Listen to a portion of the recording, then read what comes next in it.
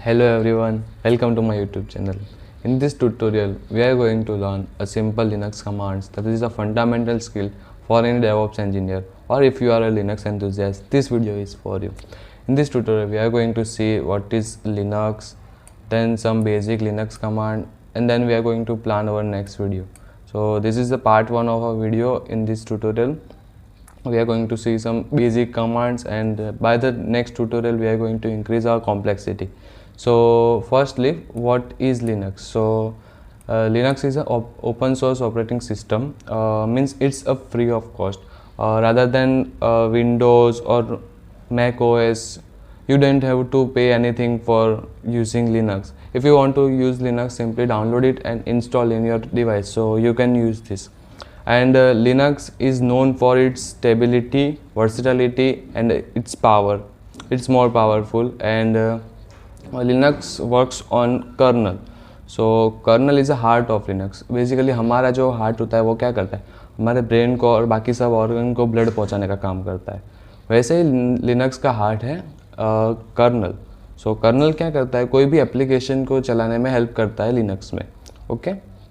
सो Linux के बहुत सारे टाइप्स होते हैं, लाइक उबंटू है, फिर काली लिनक्स है, सेंट ओएस है, बट हम आज उबंटू देखने वाले हैं. Okay, so I have logged in my AWS portal and now we are going to launch a fresh new instance. So click on the launch instance. Okay, so I am going to name this video 2. You can name it anything, and we are going to use Ubuntu, and of course we are going to use it in free trial eligible limit. So, and we are going to make a new key pair. So create a new key pair v2. You can name it anything you like, and then create a key pair. Yeah, it will download like this v2.pem, and now you can launch your instance. Okay, so अभी हमारा launch हो रहा है. सो wait करेंगे जब तक कि create होता है तब तक. या द मैसेज है successfully appeared, like it successfully initiate launch. So click on the instance ID. Okay, wait for a few second. Yeah we can see the instance video 2, but the state is still in the pending. So wait for a couple of seconds and refresh the page.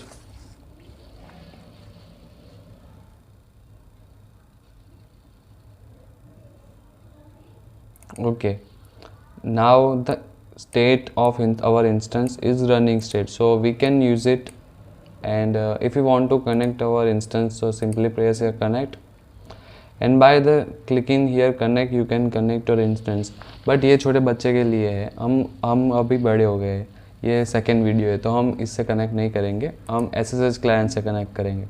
So SSH client का मतलब क्या है कि हम ये जो cloud computer है हमारा, उसको हम अपने डिवाइस के टर्मिनल से कनेक्ट कर सकते हैं. तो वो अगर आप विंडोज़ यूज़र हैं तो आप SSH को ऐसे इंस्टॉल कर सकते हैं. इसकी लिंक मैं डिस्क्रिप्शन में दे दूँगा. सो आपको स्टार्ट मेनू में जाना है, फिर ये ऐड एन ऑप्शन फीचर करना है, फिर यहाँ पे SSH इंस्टॉल करना है, और फिर आप अपने टर्मिनल पे जाएंगे और SSH लिखेंगे तो आपको ये जाएगा. बट अब हम विंडोज़ अब हम ये यूज़ कर रहे हैं, तो हम सीधा यहाँ पे SSH करेंगे तो हमको ये मिल जाएगा. तो हमारे में तो ऑलरेडी इंस्टॉल है, लिनक्स में ऑलरेडी इंस्टॉल आता है. ओके, सो अगर हमें इसको कनेक्ट करना है, इसका मतलब क्या है, हम SSH करेंगे v2.pm की से हमारा जो उबंटू का ये जो कंप्यूटर है उसको कनेक्ट कर देंगे. तो पहले हम देखेंगे कि हमने जो ये .pem फाइल की है इंस्टॉल, वो कहाँ पे इंस्टॉल हुई है. तो हम शो इन फोल्डर करते हैं, तो ये होम में डाउनलोड्स में v2.pem सेव है. तो हमें यहाँ पे अपना टर्मिनल में जाना पड़ेगा. तो पहले हम टर्मिनल को फुल स्क्रीन मोड पे कर लेते हैं. ओके, नाउ पहले क्लियर कमांड कर देते हैं. क्लियर मतलब ये पूरा टर्मिनल क्लियर हो जाएगा. फिर cd उसमें डाउनलोड्स में जाएंगे तो हम डाउनलोड्स फोल्डर में आ गए। अब हम यहाँ पे ls करते तो v2.pem है हमारे में। ओके, तो पहले हम लिखते हैं sudo, फिर ये जो हमने कमांड कॉपी किया है उसको यहाँ पे पेस्ट कर देंगे। ओके, और ये पासवर्ड मांग रहा है। पासवर्ड ये हमारे अपने पीसी का है, क्लाउड वाले पीसी का नहीं है। Okay, yes. ओके, तो ये सक्सेसफुली हो गया है। और the first command we are gonna run is who am I, मतलब हम कौन से यूज़र से एक्सेस कर रहे हैं वो चेक करने के लिए हु एम आई लिखते हैं। तो यहाँ पे आ रहा है उबंटू, वो पहले क्लियर कर देते हैं हम। यहाँ पे आ रहा है उबंटू, मतलब हम जो यूज़र का नेम है वो उबंटू है। और अगर हमें हमारा कंप्यूटर का नाम देखना है तो मैंने न्यू टर्मिनल ले लिया है और उसमें हु एम आई लिखता, तो मेरा केवल यूज़र नेम है मेरे कंप्यूटर का, बट ये क्लाउड वाला कंप्यूटर है। क्लाउड वाला कंप्यूटर का यूज़र नेम उबंटू है। ओके, और the second command we are gonna learn is PWD, present working directory.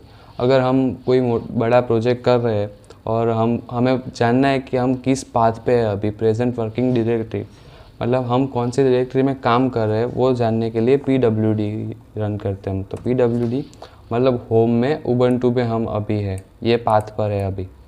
तो अगर हमें कोई भी प्रोग्राम का नॉलेज लेना है या डिस्क्रिप्शन जानना है तो मैन्युअल यूज़ करते हैं हम, मैन फिर PWD लिखते हैं यहाँ पे, तो इसकी पूरा डिस्क्रिप्शन आ जाता है कि print the name of current working directory. अगर आप कोई भी डायरेक्टरी में वर्क कर रहे हो तो उसका जानकारी लेना है तो PWD यूज़ कर सकते हो। और ये यहाँ पे बहुत सारे डिस्क्रिप्शन आता है, आप रीड कर सकते हो। ओके, फिर Q दबाते हम फिर से टर्मिनल पे आ जाता है। फिर दूसरा कमांड है LS मतलब ये लिस्ट देता है कि हमारे में क्या है। अभी तो ये डायरेक्टरी पूरी एम्प्टी है तो अभी एम्प्टी दिखा रहा है। और अगर हमें कोई नई डायरेक्टरी बनानी है इसमें तो हम यूज़ करते हैं MKDIR, make directory. Okay, so make directory में लिखते हैं हम डायरेक्टरी 1, तो ये नई डायरेक्टरी क्रिएट हो जाएगी। अब अगर हम LS करते हैं तो यहाँ पे आ रहा है dir1, मतलब ये डायरेक्टरी हमारी सक्सेसफुली क्रिएट हो चुकी है। ओके, और हमें अगर एम्प्टी फाइल क्रिएट करनी है तो we are going to run touch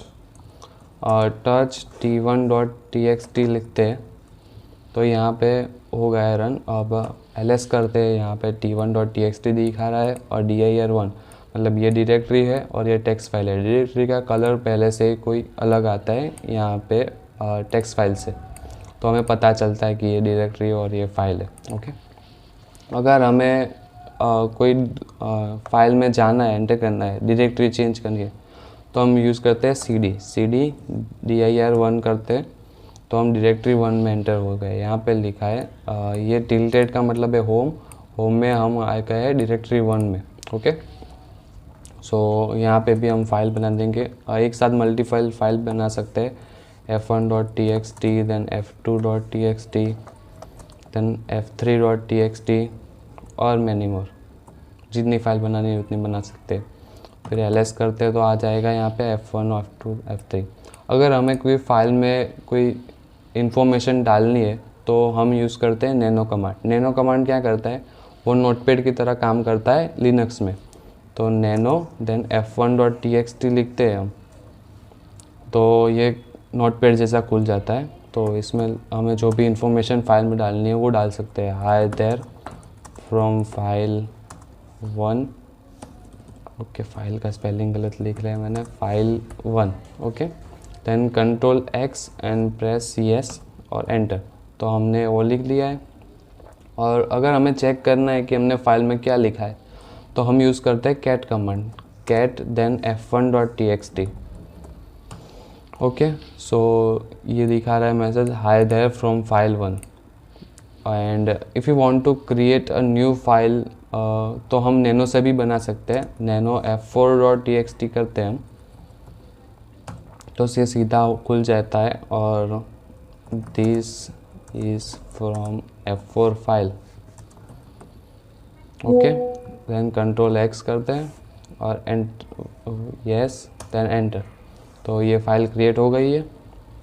और कैट f4.txt करते हैं हम, तो हमें भी दिख जाता है ये this is from F4 file. और ls करते हैं तो ls में भी यहाँ पे F4 आ गई है।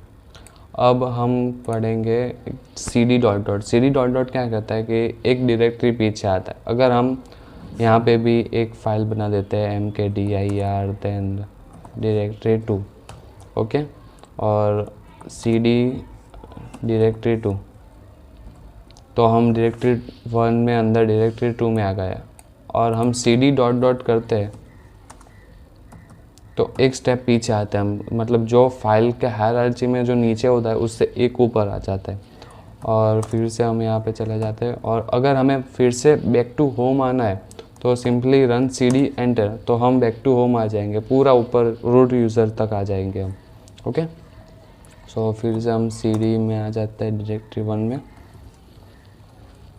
और अगर हमें कोई फ़ाइल मूव करनी हो तो हम यूज़ करते हैं कमांड mv। पहले देख लेते हैं cd डॉट डॉट में, यहाँ पे ls करते हैं तो यहाँ पे t1.txt फाइल है। अगर इसको मुझे डायरेक्टरी 1 में ट्रांसफ़र करना है या मूव करना है तो हम mv कमांड यूज़ करते हैं। तो पहले हम उस डायरेक्टरी में आ जाते हैं,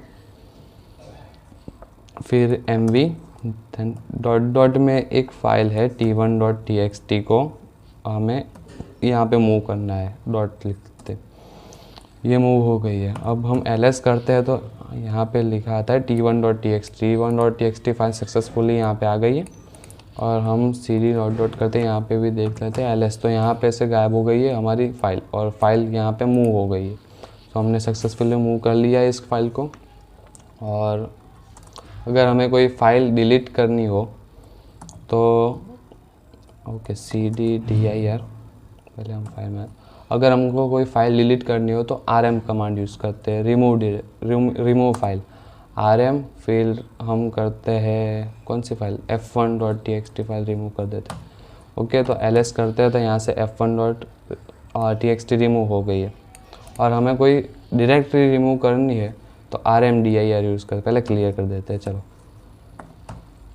rmdir और देन डायरेक्टरी 2, तो ये डायरेक्टरी भी डिलीट हो गई है। फिर हम ls करते हैं तो यहाँ पर डायरेक्टरी नहीं है, मतलब डायरेक्टरी रिमूव हो गई। और दूसरा कमांड है rm for asterisk. rm asterisk use करते हैं तो उस फाइल के अंदर जो भी फाइल्स, उस फोल्डर के अंदर जो भी फाइल्स है वो सारी रिमूव हो जाएंगी। Let's say rm then asterisk, okay. तो अब हम ls करते हैं तो पूरी एम्प्टी है, तो अभी कोई आउटपुट नहीं आएगा। फिर से टच और f1.txt करते हैं तो एक फ़ाइल बना दी है। अब ls करते तो एक ही फाइल आती है, मतलब पुराना डेटा पूरा गायब हो गया। इसमें कोई भी रिसाइकल बिन की तरह नहीं होता है, मतलब यहाँ कोई भी सेव नहीं होता है। एक बार आपने डिलीट किया तो परमानेंटली डिलीट हो जाएगा, फिर आप उसको रिट्राइव नहीं कर सकते। तो ये ध्यान हमें लिनक्स में रखना होता है। और the next command we are going to see is echo. So echo क्या करता है कि printf की तरह काम करता है। ये प्रिंट करता है, हम जो भी लिखेंगे हेलो वर्ल्ड, ओके, तो ये डिटो ऐसा प्रिंट कर देता है। बस ऐसा ही काम है एको का। और the last command we are going to see today is history. तो हिस्ट्री लिखते हैं तो ये पूरा हिस्ट्री आ जाता है, हमने कौन सा कमांड आज रन किया। तो पहले हमने whoami, फिर क्लियर, फिर pwd प्रेजेंट वर्किंग डायरेक्टरी, फिर मैन क्या करता है मैनुअल, मतलब वो हमें जानकारी देता है कोई भी कमांड की। फिर ls लिस्ट बनाता है, लिस्ट दिखाता है। फिर mkdir डायरेक्टरी हम जनरेट करना और टच से हम नई फाइल एम्प्टी फाइल क्रिएट कर सकते हैं। cd से चेंज डायरेक्टरी कर सकते हैं। टच से हम एक साथ मल्टीपल फाइल भी जनरेट कर सकते हैं। फिर नैनो से हम उस फाइल में डेटा एंटर कर सकते हैं। नैनो की तरह एक vi भी होता है, vi से भी, vi और नैनो लगभग सेम ही काम करता है। और चेंज डायरेक्टरी है, मूव कमांड है, मूव की तरह mv की तरह हम cp भी यूज़ करते हैं, मतलब कॉपी कमांड भी यूज़ कर सकते हैं। फिर rm है, वो रिमूव फाइल करता है, rmdir रिमूव डायरेक्टरी रिमूव कर देता है। फिर rm एस्ट्रिक करते हो तो कोई डायरेक्टरी के अंदर जितनी भी फाइल है वो सारी डिलीट हो जाती है। ऐसे फिर एको करते हैं तो मतलब प्रिंट होता है। ये था आज की समरी पूरे वीडियो की।